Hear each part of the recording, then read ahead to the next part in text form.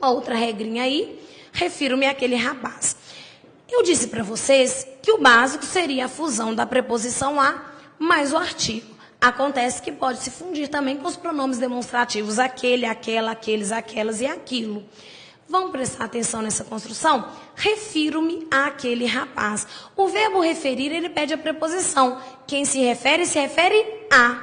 Se o verbo pede a preposição e o aquele tem como primeira letra o a, não é assim? Eu vou fazer a fusão e, portanto, eu vou colocar crase. Refiro-me a aquele rapaz. Quem se refere a, mais a primeira letra do pronome. Dessa forma, nós vamos marcar a fusão desses dois as, colocando a crase em aquele. Tem gente que vai me dizer, professora, mas você falou que não pode colocar crase antes de palavra masculina. Tudo bem, mas aí, essa palavra masculina aquele tem como primeira letra o a. Vou fundir preposição, mais a primeira letra e vou colocar a crase. Agora, tem a crase e a alteração de sentido. Em algumas construções, a gente pensa, coloca o crase, não coloca o crase, é exceção, não é? O que acontece com o exemplo tradicional daquele escrevia Machado de Assis?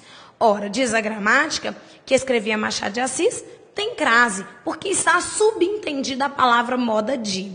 Eu fico pensando nisso e fico pensando na cabecinha de vocês. Vocês devem pensar, tudo bem, tem hora que eu posso subentender, tem hora que eu não posso subentender. Como que eu vou ter que fazer isso? É uma questão de adivinhação? Não é não, queridos. Nessa construção, se você for pensar bem, eu tenho uma ambiguidade semântica, eu tenho uma dupla possibilidade de sentido.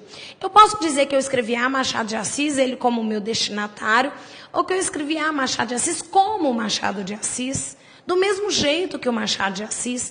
Para fazer essa distinção e na verdade, essa significação clara, direta, de uma forma objetiva, quando o Machado de Assis for meu destinatário, eu não coloco a crase. Eu escrevi a Machado de Assis e ele vai receber.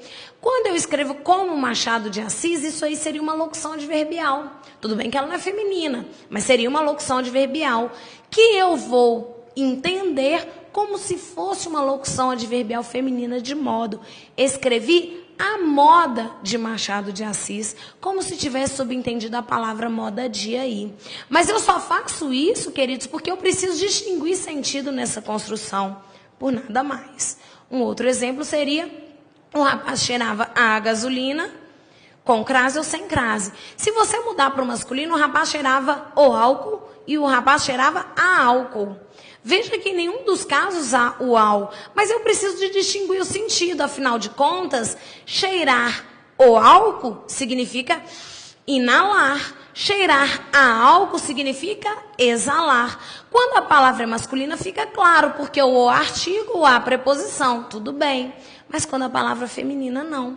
Então, o que a gramática entende? O rapaz cheirava a gasolina sem crase, inalava. O rapaz cheirava a gasolina com crase, ele exalava, ele fedia. Fedia não é uma boa palavra, que cheirinho de gasolina é muito tudo gostoso.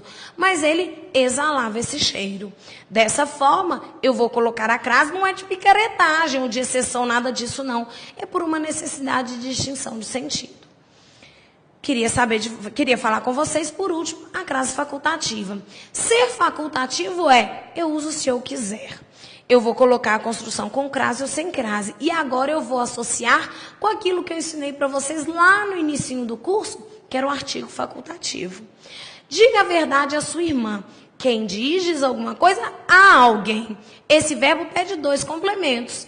A verdade seria o complemento direto e a sua irmã indireto. Professora, como é que você sabe? Olha lá. Diga o resultado ao seu irmão. Na verdade, aí, a sua irmã seria o complemento preposicionado. Na gramática, eu posso dizer a verdade à sua irmã com crase ou à sua irmã sem crase. Muda para o masculino, gente. Diga a verdade ao seu irmão, ao a mais o. Ou diga a verdade a seu irmão, sem o artigo. Dessa forma, se eu posso usar ou não o artigo, a crase torna-se facultativa. Um outro exemplo, antes de nome próprio. Diga a verdade a Joana ou a Joana. Olha que bonitinho, queridos. Diga a verdade ao João ou diga a verdade a João. Nós já falamos disso. Eu disse para vocês lá na aula de substantivos e lá na aula de pronomes possessivos que antes de pronome possessivo e antes de substantivo próprio, o artigo ele era facultativo. Se o artigo é facultativo, eu uso a fusão ou não. Entendo. Diga a verdade ao seu irmão, coloca o crase. Diga a verdade a seu irmão, não coloca o crase.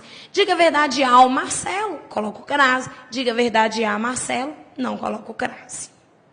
O último caso que eu queria trabalhar com vocês, que seria a questão do paralelismo, que eu já até citei lá no texto, que seria o seguinte: eu posso dizer trabalho de 8 a 18, trabalho das 8 às 18. Veja que no primeiro eu usei só preposição de a.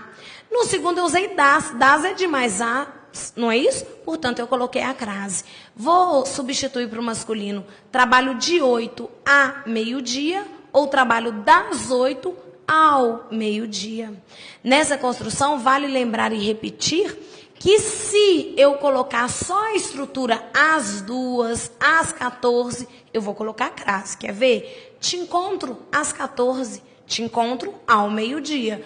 No masculino deu ao, no feminino tem crase. O último exemplo aí seria nessa construção, trabalho até às 18 horas. Aqui eu tenho um caso também de crase facultativa, olha lá, ó.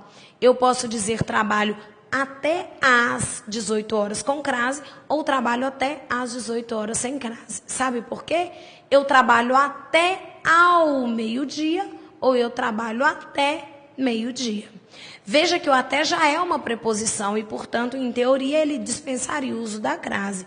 Acontece que ele aceita também a preposição a, portanto, daria uma crase possível, mas não obrigatória.